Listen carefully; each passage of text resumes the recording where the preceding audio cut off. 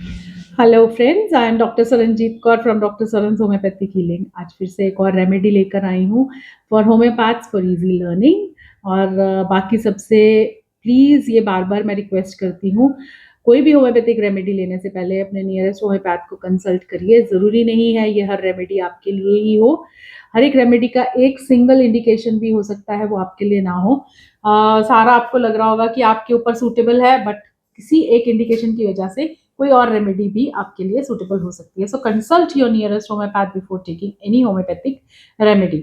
चलिए, आज हम एक बहुत ही बेहतरीन एल्केलॉइड की बात करेंगे, इमैटिनम। एक बहुत ही पावरफुल एल्केलॉइड रेमेडी है इमैटिनम।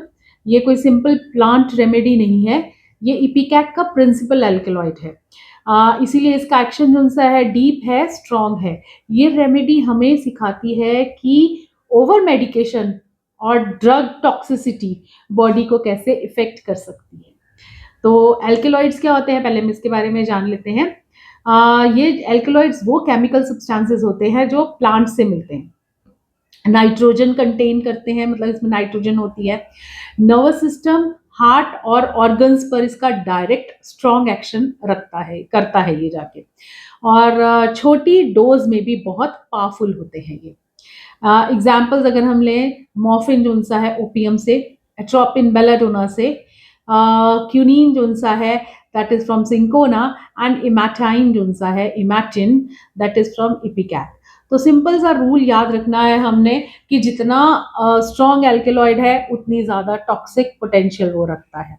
गलत डोज में पॉइजन बन जाता है, और होम्योपैथी में मिनिमम पोटेंसी का रूल होता है, इसलिए छोटी से छोटी पोटेंसी में भी ये हमारे अंदर पॉजिटिव यानी उसको रिकवरी ले आता है हमारे प्रॉब्लम्स को। अब इमैटिनम का सोर्स क्या है? इमैटिनम का केमिकल नाम है, हमें सोर्स तो पता लग गया, इट्स फ्रॉम द प्लांट्स। और इमैटिनम केमिकल नाम है इसका इमेटाइन हाइड्रोक्लोराइड। और ये वाइट या येलो क्रिस्टलाइन पाउडर होता है। टेस्ट बहुत बिटर होता है, लाइट और हीट से ये येलो हो जाता है। तो इसका मतलब ये सब्सटेंस हाईली एक्टिव है और अनस्टेबल होता है। अब हम इपिकैक का सोर्स है, मतलब हमने बताया कि इपिकैक एंड इमैटिनम कैसे रिलेटेड है। अल्केलॉइड है इसका इपिकैक का, तो इन दोनों में अब क्या फर्क है? इपिकैक में कांस्टेंट नोजिया है, वॉमिटिंग के बाद भी रिलीफ नहीं मिलता है, टंग क्लीन होती है और फंक्शनल इरिटेशन रहती है। बट इमैटिनम में क्या होता है, सेम नोजिया वॉमिटिंग सारा सेम है, पर साथ में एक्सट्रीम वीकनेस होती है, ड्राउजीनेस होती है, हार्ट डिप्रेशन हो जाता है, यानी हार्ट का जो रेगुलेशन है वो थोड़ा स्लो डाउन हो जाता है। किडनी इन्वॉल्वमेंट हो जाती है, और ड्रग की टॉक्सिसिटी इसमें बहुत ज़्यादा होती है। कोई आपने ड्रग्स ली हैं, एंटीबायोटिक्स ली हैं, तो उसमें ये बहुत ही अच्छा काम करती है। इपिकैक प्रॉब्लम क्रिएट करता है, इमैटिनम कोलैप्स क्रिएट करता है। ये एक सिंपल सी लाइन इन दोनों का डिफरेंस बता रही है। अगर हम क्लिनिकल एग्जाम्पल की, जैसे मैंने बताया है, पेशेंट है जिसको कंटिन्यूस पेन किलर्स ले रहा था, एंटीबायोटिक्स का ओवर यूज किया था, अब उससे क्या कुछ हो रहा है, नोजिया हो रहा है, वॉमिटिंग हो रही है, एक्सट्रीम वीकनेस है, सारा टाइम नींद नींद सी बेहोशी में रह रहा है। पेशेंट कह रहा है कि मुझसे उठा नहीं जा रहा, नींद नींद आ रही है, और बीपी लो जा रहा है। ये सिर्फ गैस्ट्राइटिस ही नहीं है, ये ड्रग टॉक्सिसिटी की पिक्चर है। अब हमारे को इमैटिनम सोचनी चाहिए। अब हम इसके रेमेडी एक्शन के बारे में बात करते हैं। जीआईटी यानी गैस्ट्रोइंटेस्टाइनल ट्रैक्ट पे इसका सीवियर नोजिया, बार बार वॉमिटिंग हो रही है, एम्प्टी स्टमक वॉमिटिंग हो रही है, vomiting due to stomach irritation है। जनरल स्टेट में इसका क्या रहेगा, बहुत ही ज़्यादा वीकनेस फील करता है पेशेंट, बोलने का मन नहीं करता है, नींद आती रहती है, और टॉर्पॉर और या कोमा तक वाली सिचुएशन में रहता है पेशेंट। हार्ट इसका पहले से हार्ट फास्ट फिर स्लो हो जाता है, बीपी गिर जाता है, और कार्डियक पैरालिसिस का भी रिस्क होता है इसमें।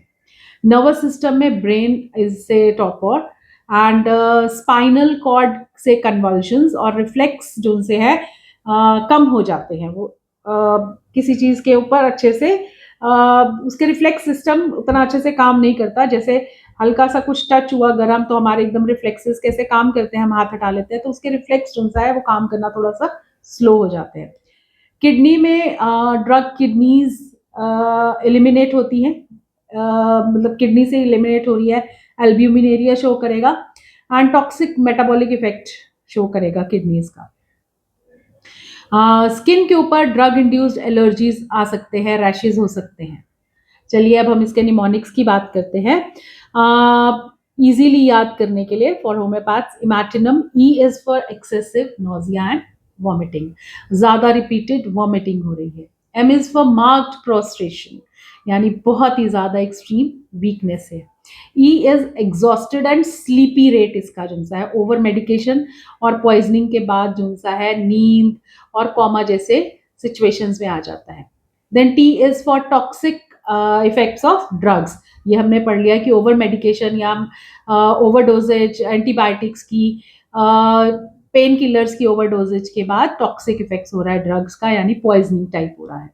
देन आई इज इपिकैक का कनेक्शन है इसका, nausea not relieved with vomiting, इसका नोजिया फिर भी ठीक नहीं हो रहा है वॉमिटिंग के बाद भी। एन इज नर्वस सिस्टम का डिप्रेशन हो रहा है, कन्वर्जन है और रिफ्लेक्सेस कम हो गए हैं उसके।